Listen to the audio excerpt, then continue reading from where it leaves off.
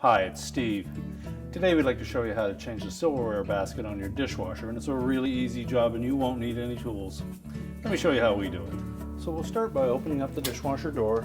We're just going to remove the old cutlery basket, and you may repurpose that and use it in your shop to dry paintbrushes or put tools in.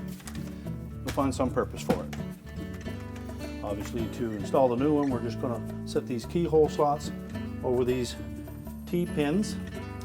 And to prolong the life of that, we want to make sure that when we put it in there, we set it down firmly, and when we're removing it, we don't lift straight up on it. We'll pull it up first and then lift it away.